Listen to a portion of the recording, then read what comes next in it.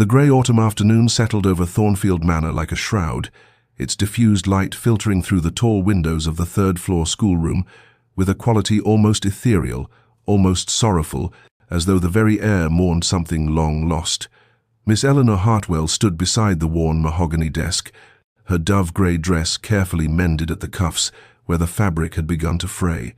a perfect complement to the melancholic atmosphere that pervaded this ancient house. The scent of approaching rain mingled with the dusty perfume of old books, creating an olfactory landscape of faded gentility and quiet resignation. Before her sat Lady Catherine Ashford, a child of 8 years with solemn dark eyes that seemed far too grave for one so young, her small fingers tracing the words of a French primer with dutiful concentration. Eleanor watched the child with a tenderness she struggled to contain within the bounds of professional propriety, recognizing in Catherine's carefully controlled composure the same protective armor she herself had learned to wear, the shield of those who have known loss and learned that displays of need invite only further injury. "Très bien, Lady Catherine," Eleanor murmured, her voice soft as the rain now beginning to patter against the window panes.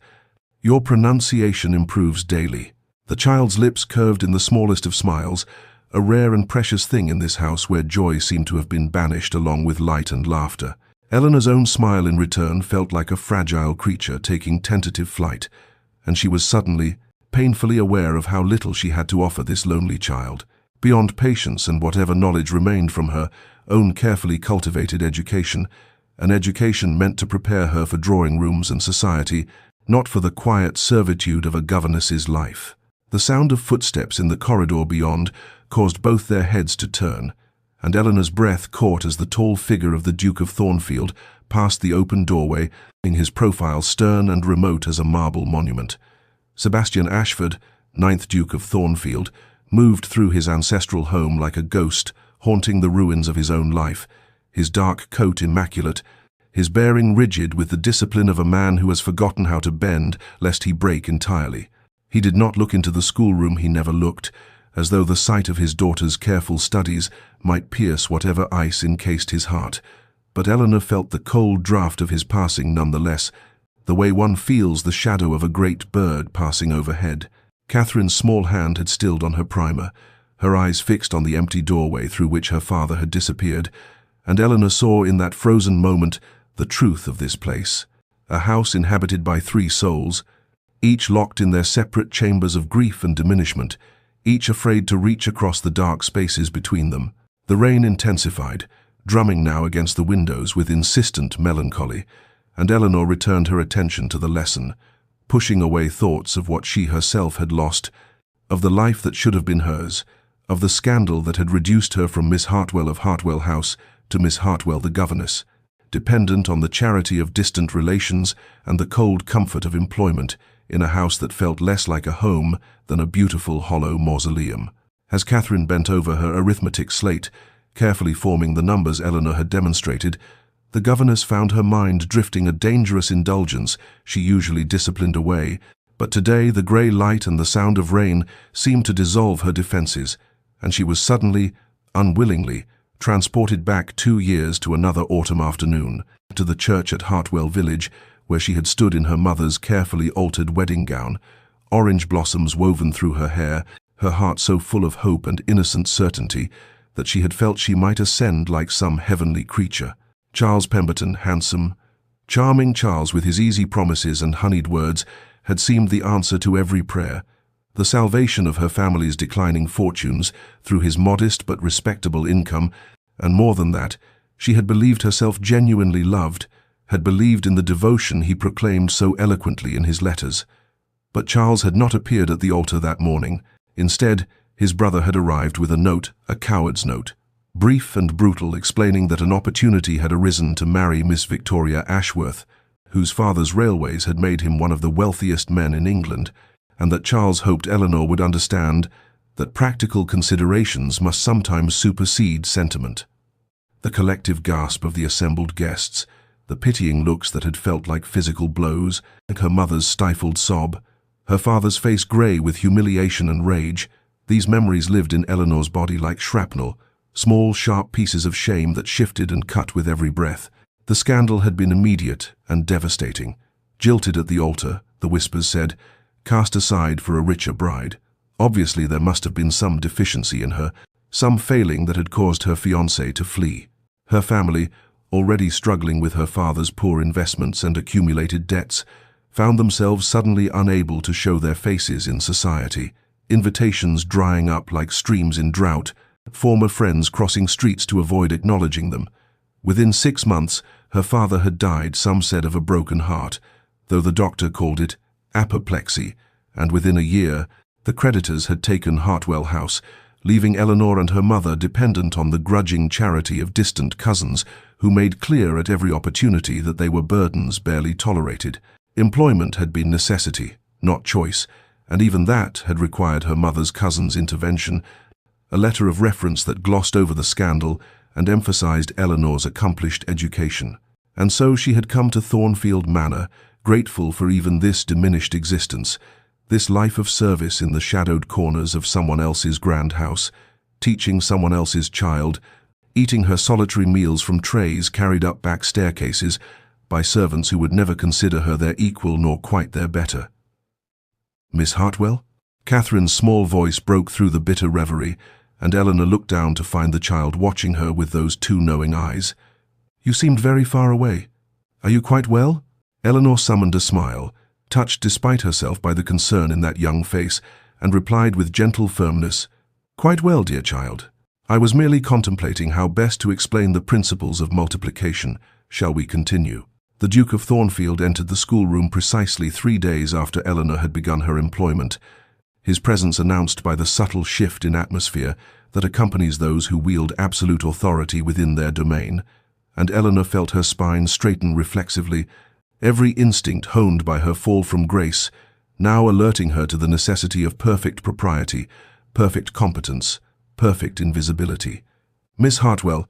he said, his voice a deep baritone that seemed to resonate in the austere room, I trust you will not object to my observing this morning's instruction. It was not truly a question, and Eleanor recognized it as such, responding with a deferential incline of her head and a murmured, Of course, Your Grace. Lady Catherine and I were just beginning our history lesson. Sebastian Ashford moved to stand near the window, his tall frame silhouetted against the grey light, his hands clasped behind his back in an attitude of rigid formality, and Eleanor was acutely conscious of his scrutiny as she guided Catherine through the lesson on the Norman conquest, her voice steady despite the nervous flutter in her chest. The Duke's face remained impassive, carved from marble it seemed, beautiful in the way monuments are, beautiful, cold, remote, eternally separate from the warm chaos of human feeling. And yet Eleanor observed the way his eyes softened almost imperceptibly when they rested on his daughter, the only crack in his formidable armor. Catherine, who had been so responsive and engaged in their previous lessons, became stilted and overly careful in her father's presence, her small voice barely above a whisper, and Eleanor ached for the child who so clearly yearned for paternal warmth yet received only distant approval. After 20 minutes that felt like hours, the Duke spoke again. Lady Catherine, you may take a quarter-hour's respite in the nursery. I wish to speak with Miss Hartwell regarding your curriculum. The child departed with a curtsy that was heartbreakingly perfect in its execution, leaving Eleanor alone with her formidable employer, and she clasped her hands before her to still their trembling, meeting his gaze with as much composure as she could summon. Your Grace, she prompted when the silence stretched thin. My daughter's progress, you find her attentive? Capable? His questions were terse, efficient, betraying nothing of his thoughts. Lady Catherine is exceptionally intelligent and diligent, Your Grace. She possesses a natural aptitude for languages and shows particular sensitivity to literature. Eleanor paused, then added with careful diplomacy, She is perhaps somewhat reserved in her manner, but I believe with patience and encouragement she may grow more confident in expressing herself. Something flickered across the Duke's features, pain perhaps, or recognition, but it vanished so quickly, Eleanor thought she might have imagined it. His gaze moved to the portrait hanging above the mantelpiece, a beautiful woman with Catherine's dark eyes and a serene smile, the late Duchess frozen forever in oils and varnish, and Eleanor saw how his jaw tightened, how he deliberately turned away, as though the sight inflicted some unbearable wound. Continue as you have been, Miss Hartwell, he said, his voice rougher now, abraded by some emotion he would not name. "Catherine needs—" He paused, and for a moment Eleanor glimpsed something raw and lost in his expression before the ducal mask reasserted itself. "She needs steadiness, consistency, someone who will not leave her." The words hung between them, weighted with meanings Eleanor could only partly grasp, and she found herself responding with quiet conviction, "I shall endeavor to provide exactly that, Your Grace." He nodded once, a sharp, conclusive gesture, and strode from the room without another word, leaving Eleanor standing in the grey light, her heart beating strangely, surrounded by the pervasive grief that seemed to seep from the very walls of Thornfield Manor like damp.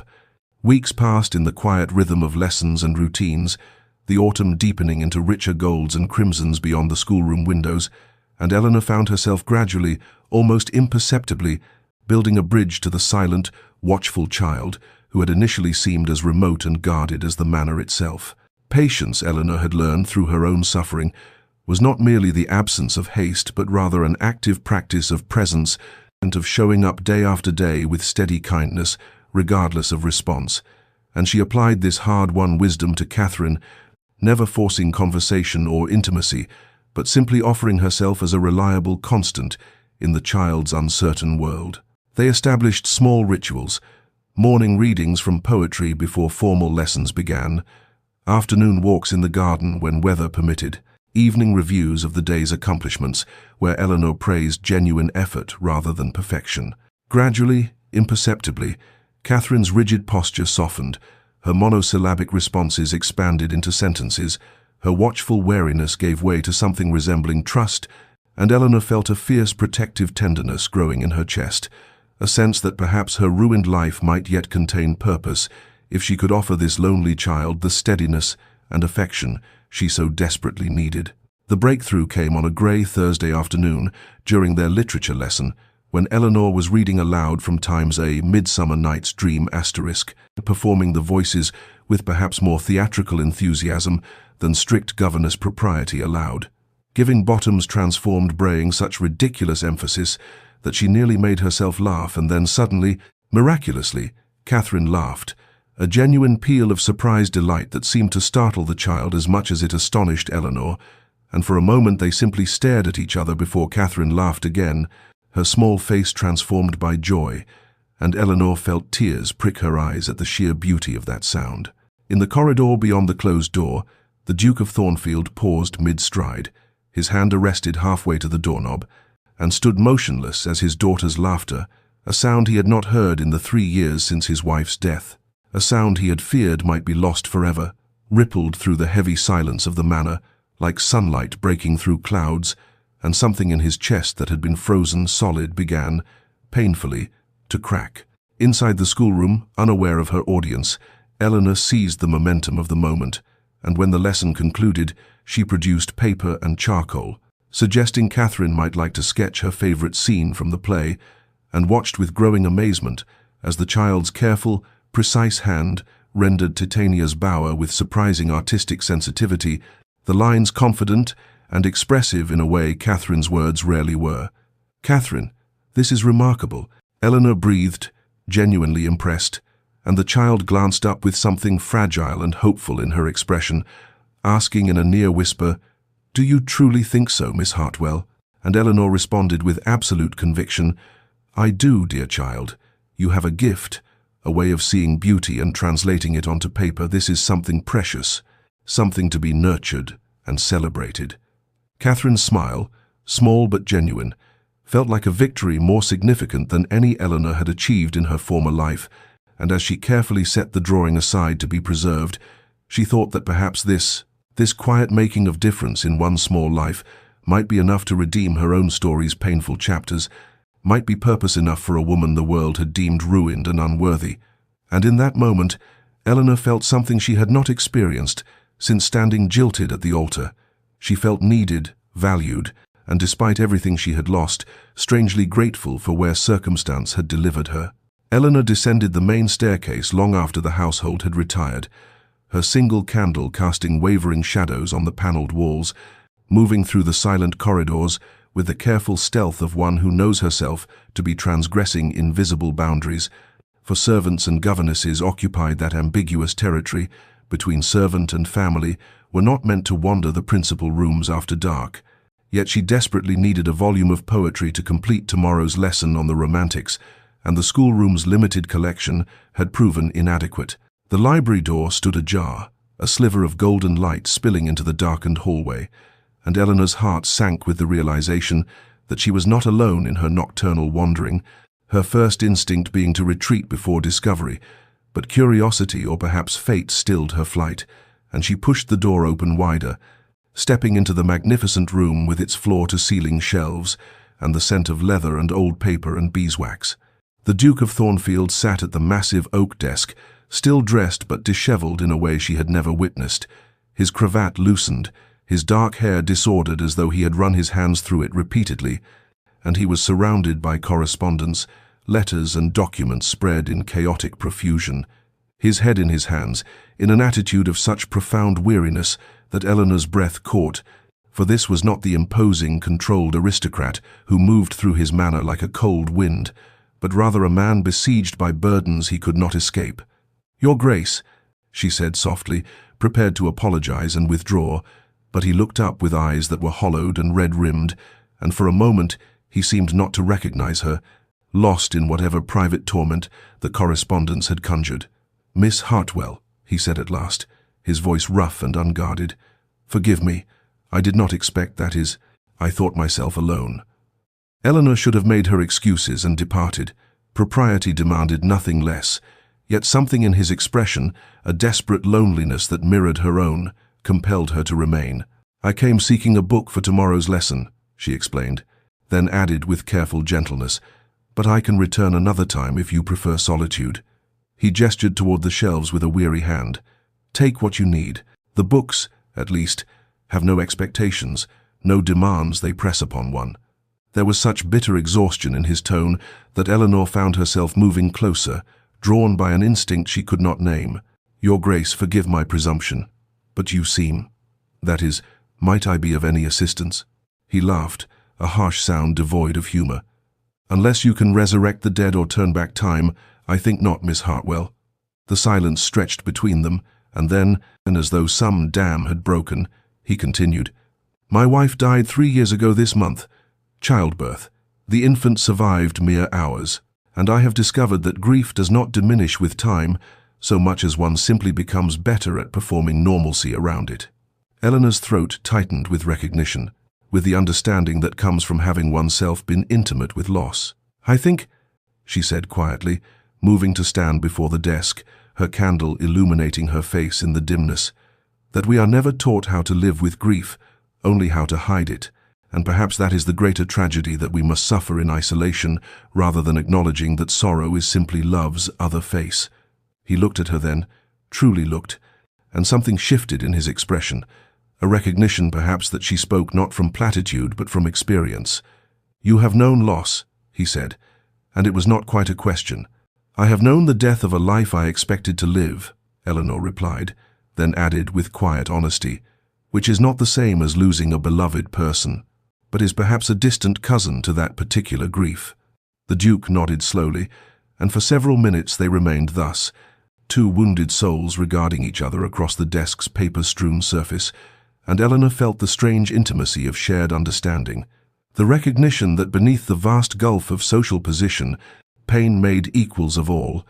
"I have forgotten how to live beyond duty," he said finally, his voice barely above a whisper. "I perform the role of father, of duke, of master of this estate, but I cannot remember what it feels like to simply be." Eleanor's heart ached for him, and she offered the only comfort she possessed. "Perhaps that is enough for now, Your Grace.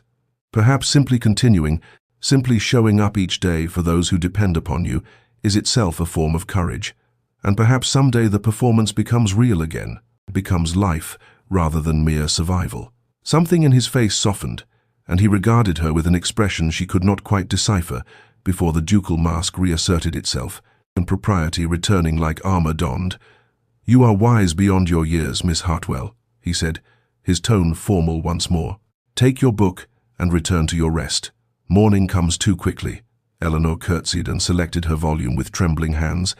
and as she departed the library, She felt the weight of his gaze upon her back, and knew that something had shifted between them in that late-night encounter. Some boundary had been crossed that could not be uncrossed,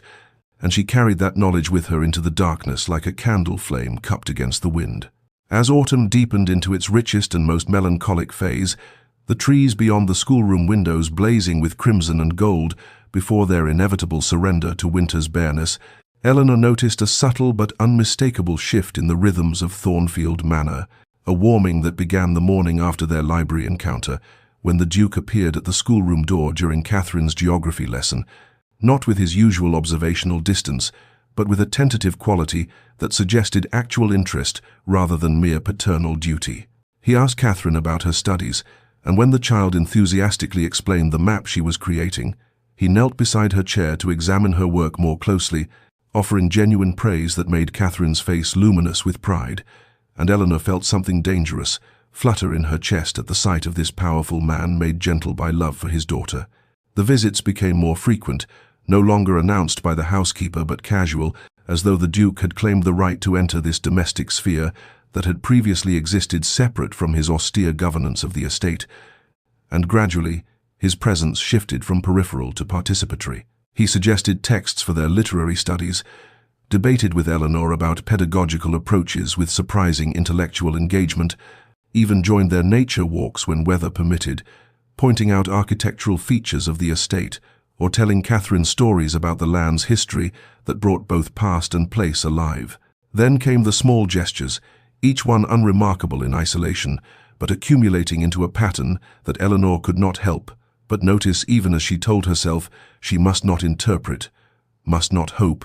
A superior lamp appeared in the schoolroom one grey morning, replacing the inadequate candle that had strained her eyes during winter's early twilights. And when she thanked him, he merely said he could not have his daughter's education compromised by poor lighting, but his eyes held hers a moment longer than necessity required. He began asking her opinion not merely about Catherine's lessons, but about the child's emotional state, her development, her needs, treating Eleanor not as a servant, implementing his instructions, but as a partner in Catherine's raising, and she found herself speaking with an honesty and authority she had not dared claim in any interaction since her fall from grace. One afternoon, as she was returning from the village with books she had purchased with her meager salary, she encountered him in the hallway and mentioned needing to wait until evening to access the library, not wishing to presume, and he had looked genuinely surprised before saying with something almost like warmth, "Miss Hartwell, please consider the library freely available to you at any hour. A mind such as yours should not be constrained by arbitrary schedules." And she had felt simultaneously elevated and endangered by such regard. Eleanor knew she should maintain strict professional distance, should recognize these gestures as simple kindness from a decent employer, and nothing more. Yet she could not prevent the treacherous blooming of feeling in her guarded heart, the way her pulse quickened when she heard his footsteps in the corridor, the way she found herself dressing with slightly more care each morning, the way his occasional smile felt like sunlight breaking through years of grey. She told herself sternly that such feelings were not merely inappropriate but dangerous, that she was a governess in his employ, a woman whose reputation was already destroyed, and any fantasy of regard beyond professional respect was both foolish and potentially catastrophic to the fragile security she had managed to construct from the ruins of her former life. Yet knowing the danger did not prevent the feeling, and she lay awake in her small room, listening to the autumn wind, strip leaves from the trees, and wondering whether it was possible to die from wanting what one could never, must never, hope to possess. The invitation arrived not through the housekeeper's formal channels, but directly from the Duke himself, who appeared at the schoolroom door one grey afternoon as Eleanor was helping Catherine with her watercolours, and said with a careful formality that nevertheless could not quite disguise an underlying uncertainty, "Miss Hartwell, I wonder if you might consent to dine with Catherine and myself this evening in the small dining room rather than taking your meal in your quarters. It seems absurd that you should eat in isolation when you are so integral to this household's functioning." And Eleanor's heart had performed a complicated maneuver somewhere between her chest and throat, for she understood immediately the significance of such an invitation, the boundary it crossed, the implicit elevation it suggested. She had dressed with trembling hands that evening, her limited wardrobe offering little choice, but she selected her least worn day dress in deep blue, a remnant from her former life that still retained some elegance despite its age. And as she descended to the small dining room, a more intimate space than the grand, formal dining hall, used only by family, she felt acutely conscious of every step, every breath, the way one feels when approaching a precipice whose depth cannot be accurately judged. Catherine was already seated, fairly vibrating with excitement at this disruption of routine, and the Duke stood as Eleanor entered, his courtesy impeccable but his expression betraying something that might have been nervousness in a man less rigidly controlled. And Mrs. Patterson, the housekeeper, who was overseeing the service, regarded Eleanor with a look of such pointed disapproval that it felt like a physical touch. The meal itself was an exercise in careful navigation, conversation stilted and formal, as though they were strangers, rather than people who had spent increasing amounts of time together, who had shared that moment of vulnerable honesty in the library, who had gradually built something that felt dangerously like connection. Yet the very awkwardness contained its own intimacy, the shared recognition that something significant was occurring beneath the surface of polite exchanges about the weather and Catherine's studies.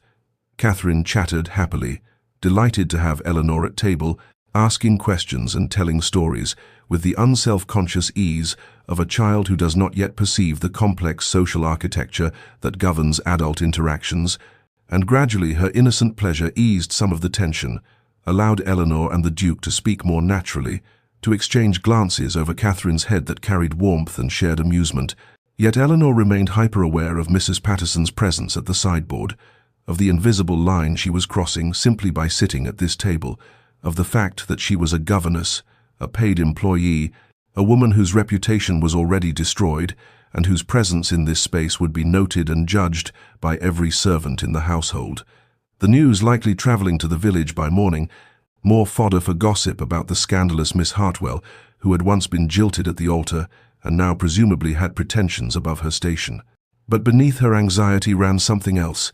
something she dared not name or examine too closely. The way the Duke looked at her across the candle-lit table, not with the distant courtesy of employer to employee, but with something warmer, something that saw her not as a function, but as a person. And when their eyes met over the soup course, she saw in his expression a mirror to the hidden wounds she carried, a recognition that they were both, in their different ways, survivors of losses that had fundamentally altered them, and that perhaps in this strange domestic arrangement they had found something neither had been seeking but both desperately needed, though what that something was, neither dared yet to speak aloud. The necessity of Catherine's new winter boots and various educational supplies brought them to the village on a crystalline November morning, the air sharp enough to sting the lungs and the sky, that particular shade of blue that seems to amplify sound and light, and Eleanor had hoped to complete their errands with quiet efficiency, to remain unnoticed in the crowds that gathered for market day. But fate or cruel providence decreed otherwise, for as she and Catherine emerged from the draper's shop, their arms full of packages, she found herself face to face with Mrs. Charlotte Waverley and Miss Georgiana Thorne, ladies who had once been her intimate friends, who had sat in her family's drawing room and called her Dear Eleanor, and planned their futures together, as though friendship were an immutable force rather than a thing contingent upon social standing and reputation.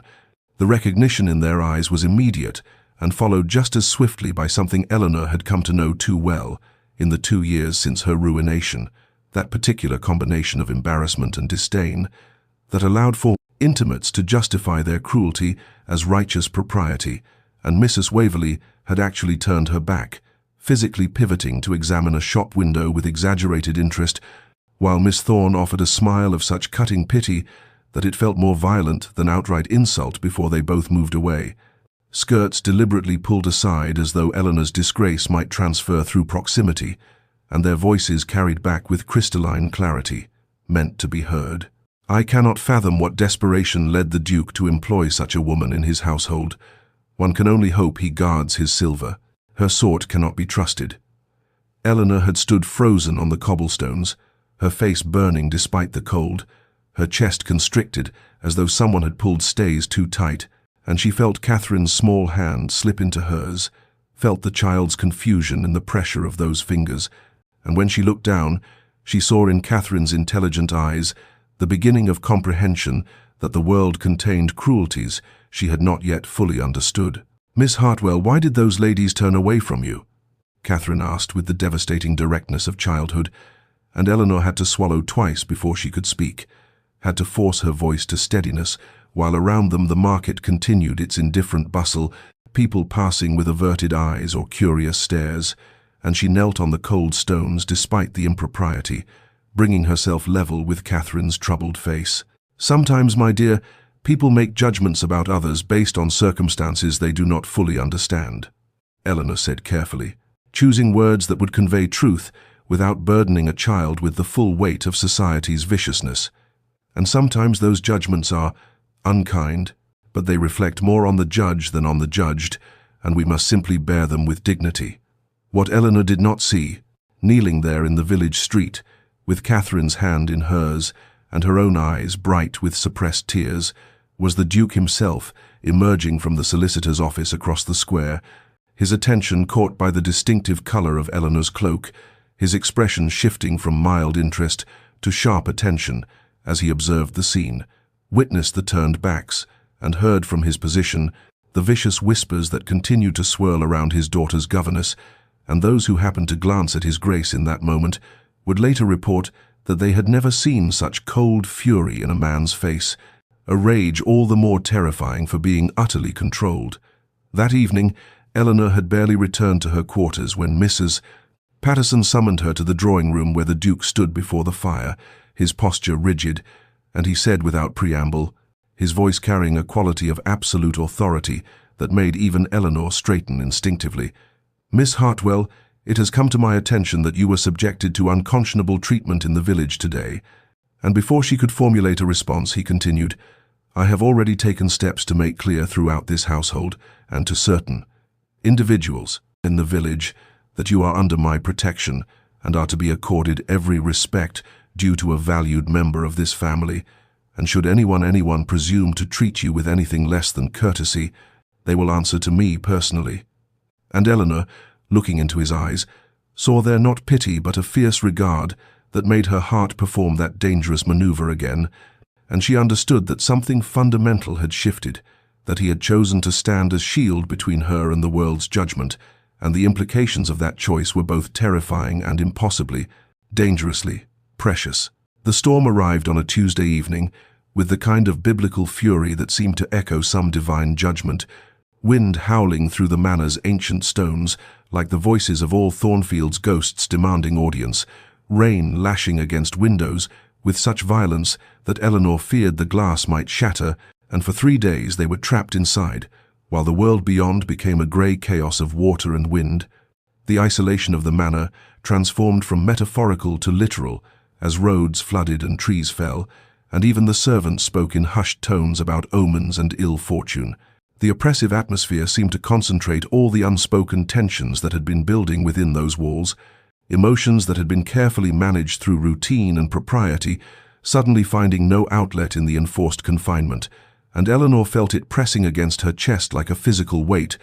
this awareness that something must soon break. Some crisis must arrive to release the accumulated pressure of all that had passed between her and the Duke, all the charged glances and careful words and boundaries that had been crossed and then anxiously re-established. On the second night of the storm, Catherine woke screaming, her nightmares given terrible power by the violence outside, and Eleanor had gone to her immediately, finding the child sobbing with a depth of terror that suggested these dreams touched something more profound than simple fear of thunder. And gradually, through Catherine's incoherent words, Eleanor understood that the girl dreamed of her mother's death, of being left alone, of everyone she loved disappearing into darkness, and there was nothing Eleanor could do but hold her, rocking slightly in the chair beside Catherine's bed, while the storm raged, and the child clung to her with desperate strength and whispered, "Don't leave me, don't leave me," over and over until the words became a kind of prayer. She must have dozed finally, exhaustion claiming her sometime in the darkest hours before dawn, because she woke to find pale grey light filtering through the curtains, and Catherine asleep against her shoulder and the child's breathing finally peaceful. And Eleanor was stiff and cold, but did not dare move for fear of waking her. And it was thus that the Duke found them when he entered the room, still in his shirt-sleeves and waistcoat, as though he too had passed a sleepless night, his face haggard with worry that transformed to relief, and then to something more complicated when he saw them there, in this tableau of comfort that spoke to everything his daughter had been missing, everything he had been unable to provide. "She had nightmares," Eleanor whispered, her voice rough with exhaustion, "about losing everyone," and she saw something crack in the Duke's carefully maintained composure, saw his throat work as he swallowed hard, and when he spoke his voice was raw with a vulnerability she had never heard from him before. "I am failing her. Miss Hartwell, I am failing her every day, and I do not know how to—" But he could not finish, could only stand there with his defenses finally, utterly breached, and Eleanor, still holding his sleeping daughter, said quietly but with absolute certainty, "You love her, Your Grace, and she knows it, she feels it even when you cannot find words for it,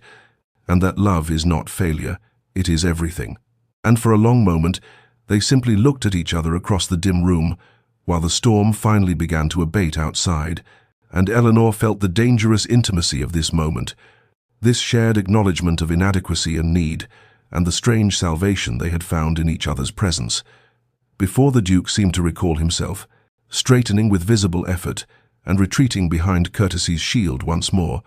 but not before she had seen in his eyes something that made her heart both soar and break, the recognition that they were bound now by something that could not easily be undone. The weeks that followed the storm carried a quality of inevitability, as though that night of shared vulnerability had broken some final barrier, and now there could be no retreat to their former careful distance,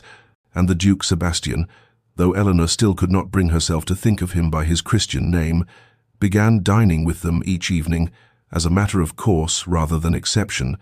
the three of them forming something that resembled a family in all but name,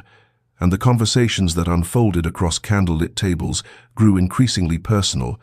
moving beyond the safe territories of Catherine's education and household matters into the deeper waters of philosophy and literature and memory. Eleanor discovered that beneath his austere exterior lived a man of considerable wit, whose dry observations about society's absurdities could make her laugh in a way she had not laughed since before her ruin, and she saw too his formidable intelligence, the way he could discuss Plutarch or contemporary politics with equal facility, and more precious still, she witnessed the gradual emergence of his capacity for warmth, the way his eyes would soften when Catherine said something clever, the way his rare smiles transformed his entire countenance from forbidding to almost boyish. One evening in early December, with the first snow falling beyond the windows and the fire crackling in the drawing room where they had retreated after dinner, he had asked her directly about her broken engagement, and Eleanor had felt the familiar tightness in her chest, that instinctive retreat from the wound that had never fully healed. But something in his steady regard gave her courage, and she told him the whole sordid tale, how Thomas Waverley had courted her for 2 years, with every appearance of devoted affection, how the wedding had been planned down to the smallest detail, how she had stood in the church in her mother's altered wedding gown, while the minutes stretched into a quarter hour and then longer, and the whispers began among the assembled guests,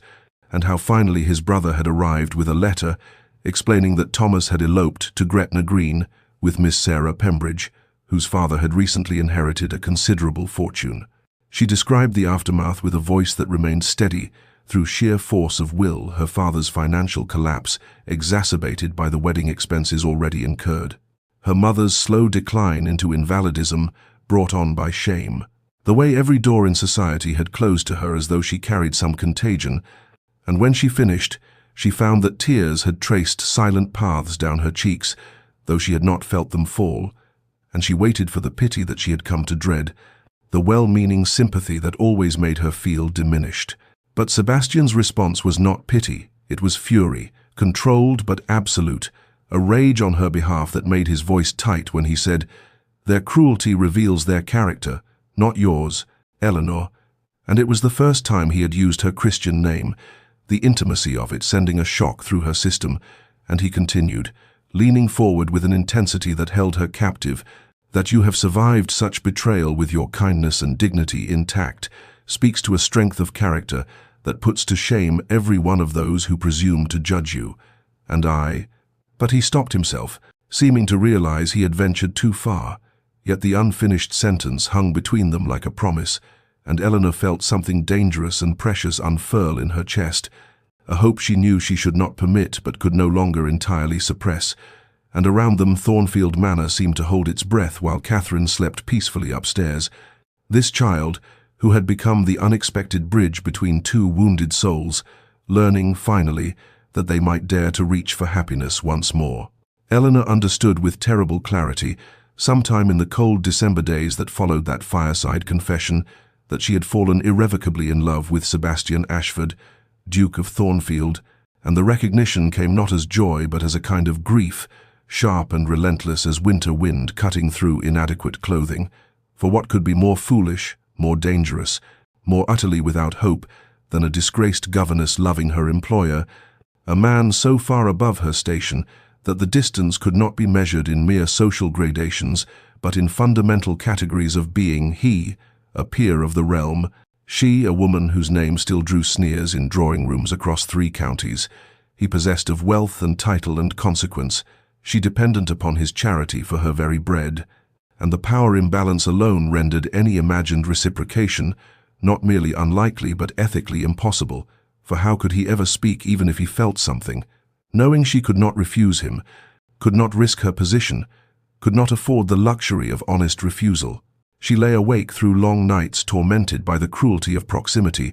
forced to witness daily the man he was beneath the ducal reserve, his tenderness with Catherine, his increasing ease in her own company, the way candlelight caught in his dark hair during their evening conversations, the rumble of his rare laughter, the intelligence that sparked in his grey eyes when they debated some point of philosophy or literature, and knowing that all of this was forbidden to her, that she existed in his life only by his sufferance, and only in the strictly circumscribed role of employee, that to reach for more would be to risk everything, including the fragile sense of purpose she had built here, the love Catherine had come to bear her, the small dignity she had managed to salvage from ruin. She considered leaving, composing resignation letters in her mind during lessons, while Catherine practiced penmanship, imagining herself safely distant in some other household where her heart would not be hourly broken by the sight of what she could never have. But always she came back to Catherine's face, the trust there, the blossoming confidence, and she knew she could not abandon this child who had already lost so much, could not inflict another wound in service of her own protection, and so she was trapped in this exquisite torture of her own making, and she resolved with something like desperation to reimpose the boundaries that had somehow dissolved, to retreat back into proper professional distance, to armor herself against the dangerous intimacy that had grown between them, like some beautiful invasive vine that would ultimately strangle everything it touched. The weather turned properly bitter in the final weeks before Christmas, frost coating the windows in elaborate patterns that seemed like nature's mockery of her frozen heart, and Eleanor made herself cool and correct in her manner, avoiding the evening drawing-room gatherings when possible, keeping conversation strictly to Catherine's progress and household necessities, building walls around herself with each careful word and averted gaze, even as she felt something precious dying inside her, even as she saw the confusion and then the hurt in Sebastian's eyes when she declined his invitations. Even as winter closed around Thornfield Manor like a fist, and she told herself this was wisdom,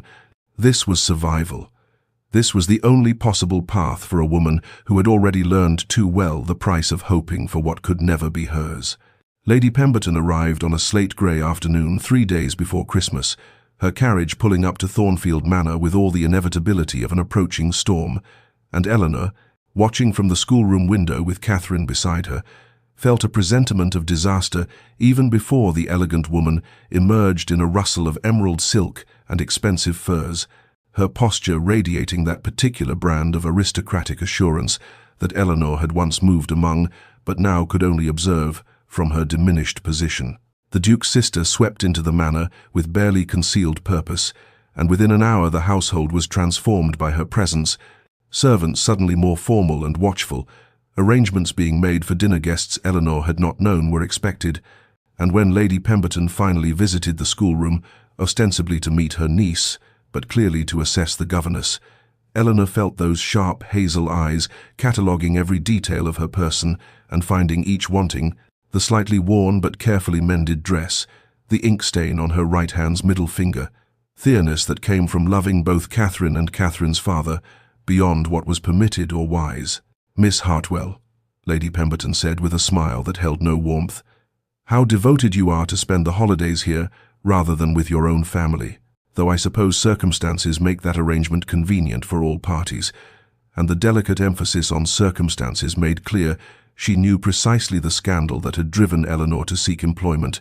and Eleanor felt that familiar shame crawl up her spine, even as she maintained her composure, and replied evenly that she was grateful for the position and found great reward in Catherine's education. That evening brought the true torture, for Lady Pemberton had brought with her a guest, Miss Arabella Houghton, a young woman of impeccable breeding and considerable beauty, whose family's wealth was matched only by their social prominence. And at dinner, Eleanor understood with sickening clarity that she was witnessing an ambush, an intervention designed to redirect Sebastian toward appropriate matrimonial prospects, and she was forced to sit in her proper place, not quite servant, not quite family, occupying that liminal space that governesses inhabited, while Lady Pemberton steered conversation toward Miss Houghton's accomplishments at the pianoforte, her charitable work, her extensive social connections, all the things that made her a suitable duchess, everything Eleanor could never be. Sebastian appeared miserable throughout the meal, his responses to Miss Houghton's gentle overtures polite but mechanical, and twice his eyes found Eleanor's across the table with an expression that might have been apology or appeal. But Eleanor could not allow herself to interpret, could only force down each bite of food that tasted like ashes, and smile appropriately when Catherine tried to include her in the conversation. And Lady Pemberton's pointed comments about appropriate boundaries, and Catherine requiring a proper mother's guidance, not merely a governess's instruction, landed like blows even as they were delivered with saccharine sweetness, and Eleanor saw with perfect clarity the future that awaited her. Watching Sebastian marry this lovely, suitable woman, becoming irrelevant as a new duchess took her place, perhaps being dismissed entirely or perhaps retained out of pity, which would be worse, and when the dinner finally ended and she could escape to her quarters, she found she was shaking, not with tears, but with the terrible understanding that she had been foolish to hope even briefly that the careful distance she had reimposed might protect her heart, for it was already too late, already lost, and now she would be forced to witness its final destruction in the form of Sebastian's duty-bound marriage to someone who belonged in his world in all the ways Eleanor never could. The crisis came the following afternoon when Catherine, who had been unusually quiet through breakfast, found Eleanor in the schoolroom preparing the day's lessons and asked in a voice so small it barely carried across the room, "Miss Hartwell, are you going to leave me?" And Eleanor felt her heart contract because she could not bear to lie to this child who had already endured too much loss. And so she set down the grammar text and knelt before Catherine and said gently, "Why would you ask such a thing, darling?" And Catherine's grey eyes, so like her father's, filled with tears as she whispered, "Aunt Pemberton says Papa needs a proper wife, and Miss Houghton keeps talking about how she would redecorate the nursery and hire a French governess, and everyone says it will happen soon, and when Papa marries her you will have to go away because the new Duchess will want her own people, and I cannot lose you too. I cannot. It will be like losing Mama again." And the words tumbled out in an increasingly hysterical rush until the child was sobbing against Eleanor's shoulder with the kind of desperate fear that could not be reasoned with, only endured, and Eleanor held her and murmured soothing, meaningless sounds, while her own heart shattered, because what could she say? What comfort could she offer when Catherine's fear was entirely justified, when Eleanor herself had lain awake imagining precisely this future? And finally she said with as much steadiness as she could summon, "If your father marries, sweetheart, the new Duchess may indeed prefer a different governess. That is the way of things. But whatever happens, you must know that I love you, and that will never change regardless of where I am." And it was the best truth she could offer. But it was not enough. Catherine's sobs only intensified, and it was thus that Sebastian found them when he entered the schoolroom, having come to discuss some household matter, his face shifting immediately from mild concern to alarm as he took in his daughter's distress and Eleanor's stricken expression. "Catherine, what has happened?" he demanded, crossing the room in 3 strides and dropping to his knees beside them, and Catherine turned to him with all the accusation and terror of childhood and cried, You are going to marry Miss Houghton and send Miss Hartwell away, and I will be alone again." And Sebastian's face went absolutely white, then dark with fury, and he looked at Eleanor over Catherine's head with something blazing in his eyes that she could not name, and he said in a voice of terrible control, "Catherine, listen to me. I am not going to marry Miss Houghton. I am not going to send Miss Hartwell away. Do you understand? No one is leaving." And Catherine hiccuped into his waistcoat, but Aunt Pemberton said, and Sebastian cut her off sharply, "Your aunt is mistaken about a great many things, and I will speak with her directly." And he scooped Catherine into his arms and said to Eleanor, "Stay here, please. I will return shortly." And there was something in his tone that was both command and plea. And then he was gone, with Catherine still clinging to him, and Eleanor heard his boots on the stairs, heard his voice calling for his sister, and then the drawing-room door closing. And she sank into a chair with her hands trembling because something had shifted, some dam had broken, and she did not know whether to hope or despair. 20 minutes later, Sebastian returned alone, his expression carved from stone, and said tersely, "Catherine is resting. Miss Houghton has departed. My sister is packing," and Eleanor stood quickly. "Your Grace, I never meant to cause such disruption if my presence has created difficulties." And he crossed to her and took her hands in his, a liberty that shocked her silent, and said, "Eleanor, you must know." And then the drawing-room door opened and Lady Pemberton stood there, her face white with rage,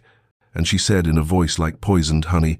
"Sebastian, we must speak privately about this appalling situation." But Sebastian did not release Eleanor's hands, and his voice was ice as he replied, "There is nothing private about what I have to say. Miss Hartwell has become indispensable to this household and to my daughter's well-being, and any suggestion that she should be dismissed or that I should marry to satisfy your notions of propriety is both unwelcome and unfounded." And Lady Pemberton's eyes narrowed as she looked between them and said, softly, "You care for her, for the governess, Sebastian, the scandal." And Sebastian said with the finality of a judge pronouncing sentence, "I have had quite enough of society's judgments, Amelia, and I find I care not at all what is said in drawing-rooms by people whose opinions have never brought me one moment of happiness." And Eleanor felt the world tilt beneath her feet as Lady Pemberton drew herself up and said, coldly, "Then you are a fool, brother, and I will not stay to watch you destroy yourself," and swept from the room with all the outraged dignity of thwarted will. Sebastian walked the grounds of Thornfield Manor for hours after his sister's carriage disappeared down the drive, his boots crunching through the crusted snow that had fallen overnight, and the winter air burned in his lungs. But he welcomed the sharp clarity it brought because he needed to think, truly think, about what had just transpired and what it meant and where it would lead. And as he walked past the frost-silvered gardens and the bare orchard and the stone wall that marked the eastern boundary of the estate, he found himself retracing not just physical paths, but the emotional journey of the past months. Remembering the man he had been when Eleanor first arrived, a hollow shell moving through prescribed duties, loving his daughter but unable to reach her, bound by grief not for his late wife whom he had respected but never truly loved, their marriage having been one of duty and expectation rather than genuine affection, but grief for the life he had never quite lived, the passion he had never felt, the connection he had believed himself incapable of experiencing. Eleanor had changed everything without his permission or awareness, slipping past his defenses through her quiet competence and unexpected humor, through the way she listened as though his words mattered, through her patient devotion to Catherine that had nothing to do with obligation and everything to do with genuine care. And he had watched her transform his daughter from a silent ghost of a child into a laughing, curious young person, and somewhere in that witnessing he had fallen entirely and irrevocably in love, not with the idea of replacing what he had lost, but with the specific reality of Eleanor Hartwell, her ink-stained fingers, and her habit of biting her lower lip when concentrating, her fierce intelligence and fiercer loyalty, the courage it had taken to rebuild a life from the ruins of public humiliation, the grace with which she inhabited her diminished circumstances without bitterness or complaint, and he knew, standing there in the winter cold with his breath misting before him, that he could not let her go, could not watch her slip away into some other position in some other household, could not return to the grey existence he had inhabited before she brought colour back into his world. Yet he was not a fool, and he understood the complications, the power imbalance that made any declaration from him inherently coercive, because she was his employee and dependent upon him for her livelihood and security, and how could she refuse him without risking everything? And what if she felt obligated rather than genuinely willing, and the thought of trapping her in a marriage she did not truly want was unbearable? But then he remembered the way she looked at him sometimes, when she thought herself unobserved, the softness in her eyes, and the quick turn away as though catching herself in some forbidden act. And he remembered her hand trembling in his after Catherine's crisis, and he thought perhaps she might feel as he did, might want what he wanted. And even if society judged them, even if his sister and the gossips and the arbiters of propriety condemned the match, what did it matter against the possibility of genuine happiness, of authentic love, of a life lived in truth rather than in careful adherence to meaningless convention? And he found himself standing at the crest of the hill overlooking the manor, and the winter sun broke suddenly through the grey clouds, sending shafts of gold across the snow-covered landscape, and everything seemed to crystallize in that moment. He would speak to her, honestly and completely. He would make clear that she was free to refuse without consequence, but he would not hide his heart any longer, would not pretend that the love he felt was anything less than transformative.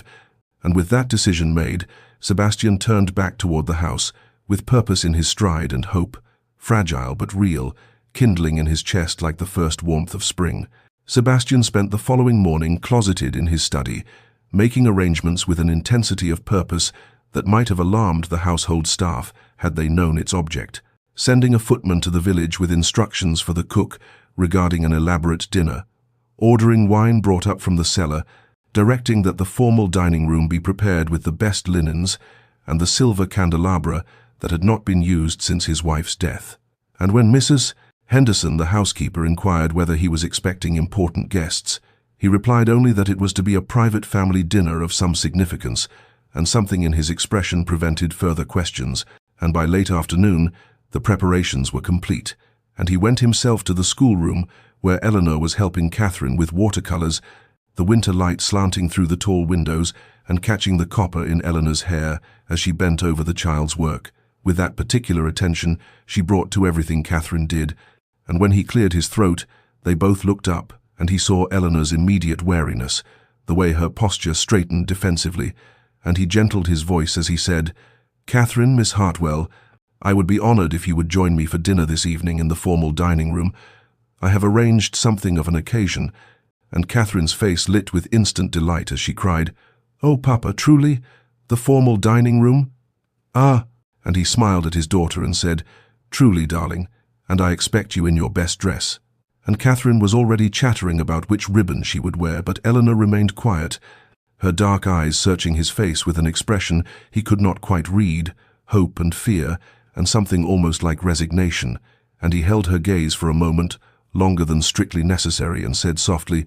"Please, Eleanor, it would mean a great deal to me." And she nodded once, a small, precise movement, and whispered, "Of course, Your Grace." And he had to stop himself from correcting her, from saying that he wanted his name from her lips, not his title, but that would come, he hoped, that would come. The dinner itself began at 8, and when Eleanor entered the dining room in a dress of deep blue silk that she must have saved from her former life, her hair dressed simply but elegantly,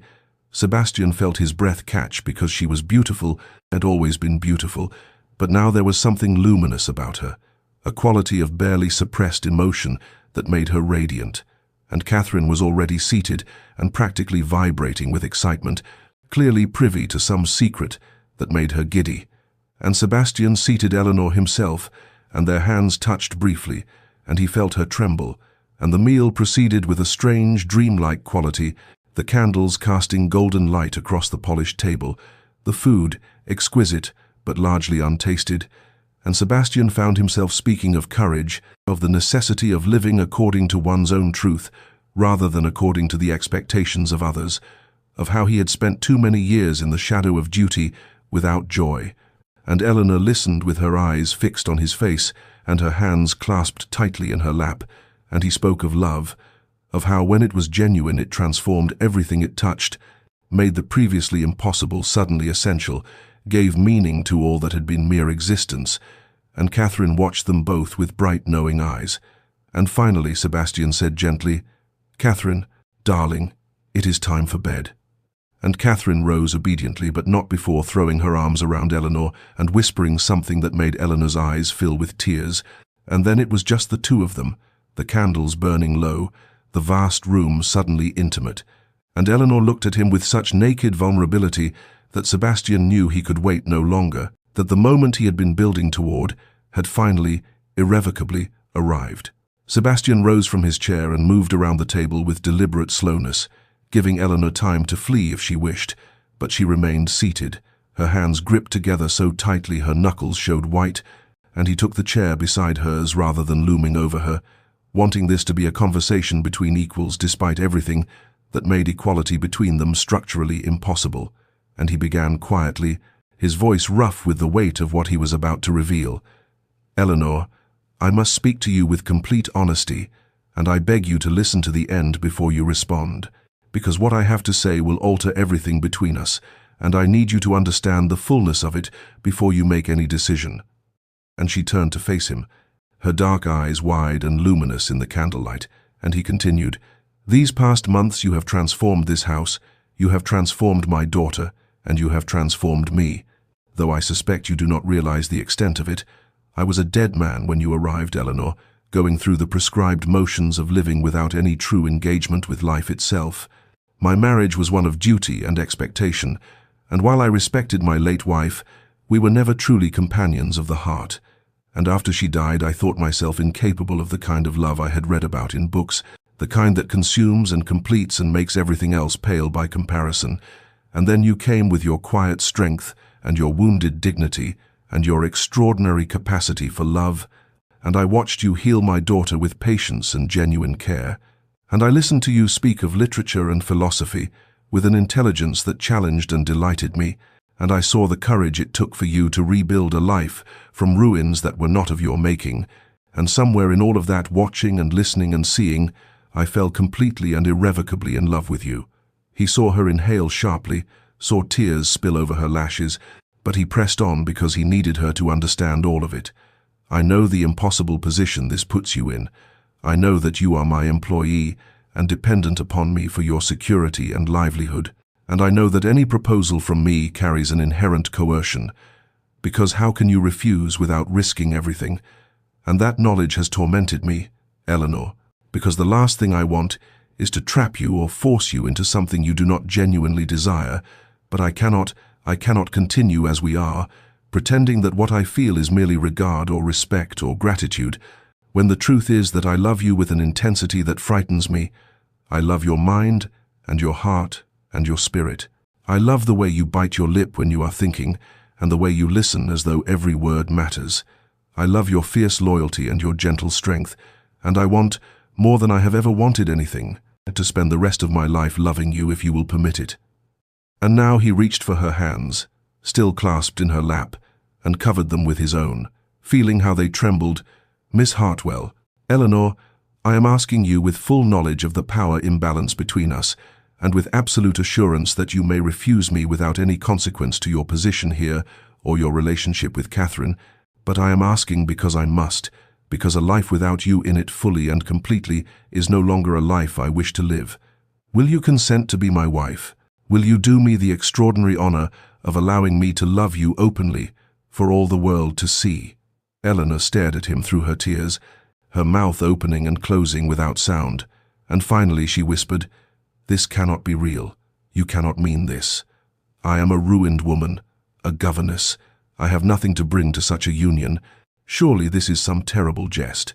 And Sebastian tightened his grip on her hands and said with fierce intensity, "It is no jest. I have never been more serious about anything in my life, and you are not ruined, Eleanor. You are remarkable. The scandal that drove you here revealed the smallness of those who judged you, not any failing in yourself. And as for what you bring everything. You bring life and love and meaning. You bring the future I thought I had lost." And he watched as her walls crumbled, as belief slowly dawned in her eyes, and she whispered, "I love you. I have loved you for months, though I knew it was impossible and foolish and dangerous. I love you, Sebastian." And hearing his name from her lips unlocked something in his chest, and he pulled her gently into his arms and felt her sob against his shoulder, all the fear and hope and desperate longing pouring out, and when she finally raised her face to his, he asked once more, "Will you marry me, Eleanor?" And through her tears she smiled, radiant and transforming, and breathed, "Yes, yes, 1,000 times yes." And when he kissed her, it felt like resurrection, like spring after endless winter, like coming home to a place he had never known existed but had been searching for all his life. The engagement was announced in early March, when the first tentative signs of spring began to appear in the gardens of Thornfield Manor, crocuses pushing through the last remnants of snow with a determination that Eleanor found metaphorically appropriate. And the response from society was precisely as predictable as it was vicious. The same people who had ostracized Eleanor 2 years prior, now turning their judgment upon Sebastian with gleeful moral outrage. How could a duke of his standing marry a governess, a woman of ruined reputation, a nobody with nothing? And former friends, who had offered their tepid condolences after his first wife's death, now wrote letters dripping with concern for his judgment and his daughter's welfare, suggesting that grief had clearly addled his faculties, that he was making a catastrophic error that would destroy his family's good name. And Eleanor read these letters when Sebastian left them carelessly on his desk, not to hide them but because they meant so little to him they were not worth the effort of concealment, and each cruel word landed on her heart like a stone, the old shame rising up to whisper that they were right, that she was ruining him, that her love was a selfish destruction of everything he had built. And one morning she found him in the library and said with careful control, "Sebastian, perhaps we should reconsider the damage to your reputation, to Catherine's prospects. I cannot bear to be the cause of your diminishment." And he looked up from his correspondence with such fierce intensity that she took a step backward, and he crossed to her in 3 strides and took her face between his hands and said, "Eleanor, listen to me. You are not ruining my reputation. You are giving me a life worth living. These people who judge us so harshly are the same ones who would have me spend the rest of my existence in cold duty, marrying some appropriate woman I do not love, raising Catherine in the same emotional wasteland I inhabited before you came, and I will not do it. I will not sacrifice the most genuine thing I have ever known for the approval of people whose opinions I do not value. Do you understand me?" And she nodded mutely, tears streaming down her face, and he kissed her forehead and murmured, "We will face them together, and we will be happy in spite of them, and eventually some will come around and others will not, and none of it will matter because we will have each other." And slowly, with the steady accumulation of small moments, Eleanor began to believe him, began to walk through the manor, not as a governess, stealing moments above her station, but as the future Duchess, learning the management of the household from Mrs. Henderson, who had softened considerably since the engagement and now treated Eleanor with cautious respect, sitting at Sebastian's right hand at dinner and expressing opinions about the estate's management, allowing Catherine to call her Eleanor rather than Miss Hartwell, in preparation for the day she might be called something closer still. And Sebastian was unwavering in his public devotion, making a point of escorting her on his arm when they attended church, introducing her to visitors as his betrothed, with such evident pride that some of the more flexible members of society began to reconsider their censure, reasoning that if the Duke was so certain, then perhaps there was more to Miss Hartwell than the scandal suggested. And Catherine was incandescent with joy, telling anyone who would listen that she was gaining a mother who loved her. And in the evenings when Eleanor still sometimes fell into doubt, Sebastian would take her hand and remind her that love, true love, was worth any price society might demand. And gradually, as winter yielded fully to spring, Eleanor began to inhabit her new role, not with the tentative uncertainty of someone waiting to be cast out, but with the quiet confidence of someone who had finally, impossibly, come home. The wedding took place on a mild morning in late April, when the gardens of Thornfield Manor were alive with the soft colors of spring, cherry blossoms drifting like snow across the lawn, and the air carrying the scent of earth and new growth. And though Sebastian had offered Eleanor a grand ceremony in London, with all the attendant spectacle befitting a duke's marriage, she had quietly requested something smaller, more intimate, something that felt true to what they had found together, rather than a performance for people whose opinions had never protected her when she needed protection. And so the ceremony was arranged in the manor's small chapel, with only Catherine and Mrs. Henderson, and a handful of servants who had come to genuinely care for Eleanor, along with Sebastian's sister, who had, after considerable soul-searching, decided that her brother's happiness mattered more than society's approval, and the vicar, who had known Sebastian since childhood and who conducted the service with sincere warmth rather than grudging duty. Eleanor wore a gown of ivory silk, simple in its lines but exquisitely made, her dark hair arranged in soft curls with a few apple blossoms tucked among them, and when Sebastian saw her walking toward him down the short aisle, with Catherine preceding her as flower girl scattering rose petals with solemn concentration, his expression transformed into something so openly adoring that several witnesses found themselves wiping away tears, because here was a man who had been dead to life itself and was now so evidently, luminously alive. The vows they exchanged were traditional in form, but weighted with meaning that only they fully understood. When Eleanor promised to honor and cherish him, she was promising to see him fully and to recognize the man beneath the title. And when Sebastian promised to love and protect her, he was promising to stand between her and every judgment, every cruelty, to be the shelter she had never had. And when he said, "I promise to honor your courage, to deserve the gift you have given me, and to build with you a life of genuine joy," his voice broke slightly and Eleanor's eyes filled with tears.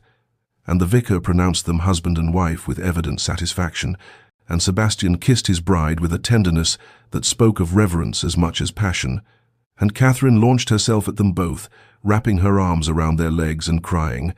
"Now we are a proper family," which made everyone laugh through their tears. The wedding breakfast that followed was held in the morning room, where Eleanor had once taken her solitary meals as governess, but now the space was transformed with flowers and sunlight, and a table laden with delicacies, and the conversation flowed easily, punctuated by laughter and shared stories, and Eleanor sat beside her husband, still adjusting to the strangeness and wonder of that word, and caught his eye, and saw reflected there the same profound gratitude she felt. Not gratitude to society for accepting them, because society largely had not, but gratitude to each other for the courage to reach across the barriers that should have kept them apart. Gratitude for love that had healed wounds both had thought permanent, and as the breakfast concluded and guests prepared to depart, Sebastian took Eleanor's hand and brought it to his lips and murmured, "Happy, my love?" And she smiled, radiant and certain, and answered, "More than I ever imagined possible." And in that moment, she understood that redemption had come not through the world's forgiveness, but through the simple, revolutionary act of being genuinely loved and choosing to believe herself worthy of it. 5 years had passed since that April wedding, 5 years that had transformed Thornfield Manor from a place of cold duty and lingering grief into a home alive with warmth and laughter, and on a golden afternoon in early summer, Eleanor stood in the garden, watching her husband Sebastian chase their youngest child, a boy of 3 named Thomas, between the rose bushes, while their daughter Anne, and just turned 4, squealed with delight from her perch on the garden bench, and Catherine, now 16 and poised on the edge of young womanhood, sat beside Eleanor, sketching the scene with the considerable artistic talent that had first revealed itself in those early lessons years ago, and she looked up from her work and said, "Mama, do you think Papa realizes he has leaves in his hair?" And Eleanor laughed, the sound coming easily, naturally, so different from the careful, measured responses of her governess days, and answered, "I suspect he does not care in the slightest." And indeed, Sebastian looked utterly unburdened by ducal dignity as he scooped Thomas into his arms and spun him around, the child's laughter ringing across the gardens like bells, and Eleanor felt the familiar swell of gratitude that still caught her by surprise, even after 5 years of marriage, gratitude for this impossible life that had grown from the ashes of her ruin,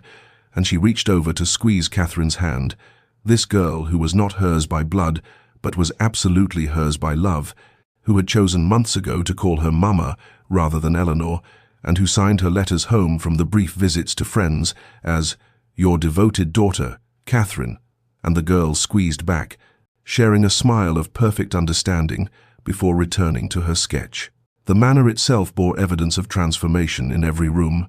the heavy drapes that had blocked light replaced with shears that let the sun stream through, fresh flowers in every hallway, the sound of children's footsteps and voices where once there had been only oppressive silence, and Eleanor had slowly made her mark not just as Duchess, but as a woman determined to use her position for something meaningful.